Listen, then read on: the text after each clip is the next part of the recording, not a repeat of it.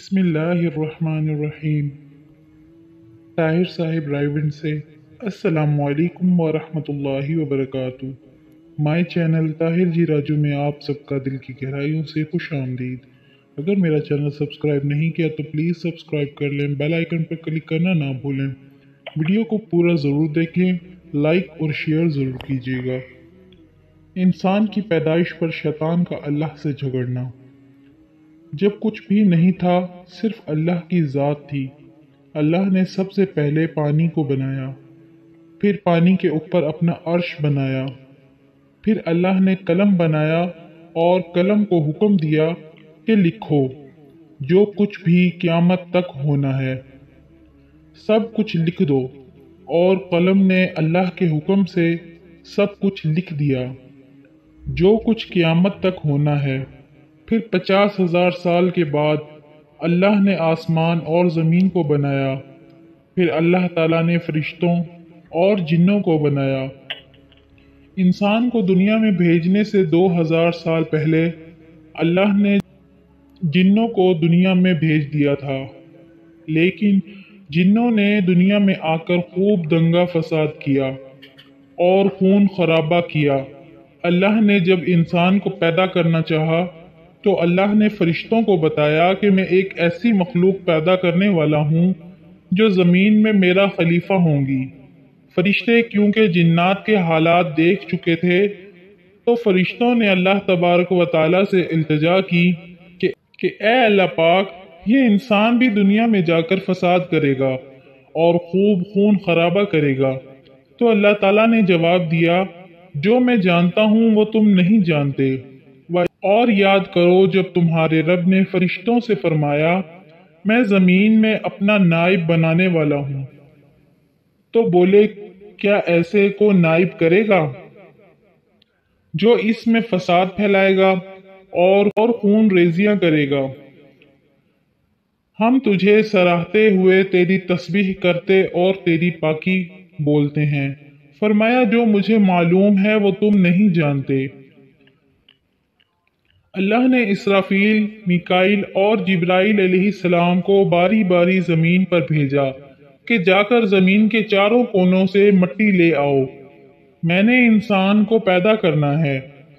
جب یہ فرشتے باری باری زمین پر آئے زمین سے مٹی لینے کے لیے، تو زمین نے ان فرشتوں کو اللہ کا واسطہ دیا کہ مجھ سے مٹی نہ لے جاؤ،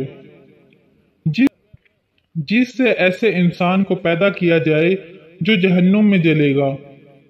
پھر اللہ نے آخر میں حضرت اسرائیل علیہ السلام کو بھیجا کہ پیارے اسرائیل، تم جا کر مٹی لے کر آؤ۔ جب حضرت اسرائیل علیہ السلام مٹی لینے آئے تو زمین نے ان کو بھی رو کر فریاد کی اور اللہ کا واسطہ دیا کہ مجھ سے مٹی لے کر نہ جاؤ، لیکن انہوں نے ایک بھی نہ سنی اور زمین کے چاروں کونوں سے مٹی لے کر اللہ کے پاس حاضر ہوئے۔ اللہ نے پوچھا، پیارے اسرائیل، جب مٹی نے تم سے رو کر فریاد کی یہاں تک کہ میرا واسطہ دیا تو تمہیں مٹی پر رحم نہیں آیا؟ انہوں نے کہا، یا اللہ، میرے لیے تیرے حکم سے بڑھ کر کچھ نہیں، اس لیے میں مٹی لے کر آ گیا۔ اللہ نے فرمایا، پیارے اسرائیل، آج کے بعد انسان کو مارنے کی ذمہ داری میں تمہیں سونپ رہا ہوں۔ اللہ تعالیٰ نے حضرت آدم علیہ السلام کا پتلا بنایا اور 40 سال تک وہ پڑا رہا۔ اللہ نے آدم علیہ السلام کے پتلے پر 39 سال تک غم کی بارش اور 1 سال تک خوشی اور راحت کی بارش برسائی، اور اس میں انسان کو 2 سبق دیے کہ دنیا میں غم بہت زیادہ اور خوشیاں بہت کم ہیں، اور دوسرا یہ ہے کہ غم کی راحت جتنی طویل کیوں نہ ہو، خوشی ضرور آئے گی۔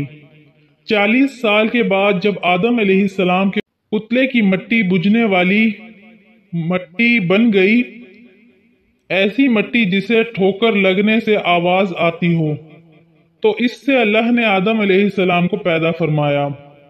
خلق الانسان من صلصال کالفخار، اسی نے انسان کو ٹھیکرے کی طرح کھنکھناتی مٹی سے بنایا۔ سورۃ رحمان جب حضرت آدم علیہ السلام کا پتلا پڑا تھا تو ابلیس حضرت آدم علیہ السلام کے پتلے کے پاس اکثر چکر لگاتا رہتا اور حسد سے دیکھ کر کہتا تھا کہ اسے ضرور اللہ نے کسی خاص مقصد کے لیے بنایا ہے۔ اس نے ایک دن حسد میں آ کر آدم علیہ السلام کے پتلے پر تھوک دیا۔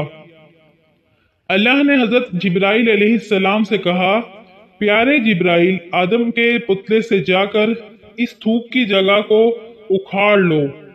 حضرت جبرائیل علیہ السلام نے اپنی انگلی سے تھوک والی جگہ کی مٹی کو اتارا اور وہاں پر آج ناف ہے ہماری۔ پھر اللہ نے اس ابلیس کی تھوک والی مٹی سے کتے کو پیدا کیا، اس لیے کتے کے اندر وفاداری انسان کی جبلت کا اثر ہے اور کاٹتا ہے کہ یہ شیطان کی تھوک کا اثر ہے۔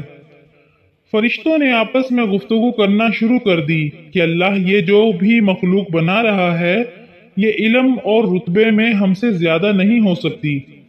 اللہ کیونکہ شیطان کے کام بھی دیکھ رہا تھا اور فرشتوں کی باتیں بھی سن رہا تھا، تو اللہ نے کہا جب میں اس کے اندر روح ڈالوں گا تو تم تمام اسے سجدہ کرنا۔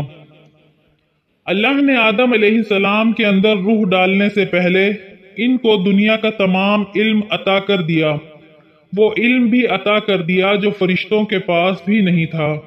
جب آدم علیہ السلام کے اندر روح ڈالی جا چکی، اللہ نے حضرت آدم علیہ السلام سے ان چیزوں کے نام پوچھے جو فرشتوں کو بھی پتہ نہیں تھے، اور پھر فرشتوں کو فرمایا، دیکھو میں کہتا تھا نا، جو میں جانتا ہوں وہ تم نہیں جانتے۔ اور اللہ تعالیٰ نے آدم کو تمام اشیاء کے نام سکھائے، پھر سب کو ملائکہ پر پیش کر کے فرمایا سچے ہو تو ان کے نام تو بتاؤ۔ فرمایا اے آدم بتا دے انہیں سب اشیاء کے نام۔ جب آدم نے انہیں سب کے نام بتائے تو فرمایا میں نہ کہتا تھا کہ میں جانتا ہوں آسمانوں اور زمین کی سب چھپی چیزیں۔ القرآن کیونکہ اللہ شیطان اور فرشتوں کی گفتگو سن چکا تھا، شیطان کو حسد اور فرشتوں کو اپنی عبادت پر غرور، تو اللہ نے دونوں سے کہا کہ آدم علیہ السلام کو سجدہ کرو، اور یہ سجدہ اس لیے تھا کہ اللہ دونوں کو باور کروانا چاہتا تھا کہ یہ جو بھی مخلوق ہے اس کا سٹیٹس فرشتوں اور جنات سے کہیں زیادہ ہے۔ سب نے سجدہ کیا مگر شیطان نے انکار کر دیا اور کہنے لگا میں تو اس سے کہیں زیادہ افضل ہوں، کیوں کروں اسے سجدہ؟ اور جب ہم نے فرشتوں کو حکم دیا کہ آدم کے آگے سجدہ کرو تو وہ سجدے میں گر پڑے، مگر شیطان نے انکار کیا اور غرور میں آ کر کافر بن گیا۔ فرمایا جب میں نے تجھ کو حکم دیا تو کس چیز نے تجھے سجدہ کرنے سے باز رکھا؟ اس نے کہا کہ میں اس سے افضل ہوں، مجھے تو نے آگ سے پیدا کیا ہے اور اسے مٹی سے بنایا ہے۔ سورۃ اعراف آیت نمبر 12۔ اللہ نے شیطان کو جنت سے نکالا اور کہا کہ دفع ہو جا یہاں سے۔ فرمایا تو وحشت سے نکل، تجھے شایان نہیں کہ یہاں غرور کرے، پس نکل جا یہاں سے، تو ذلیل ہے۔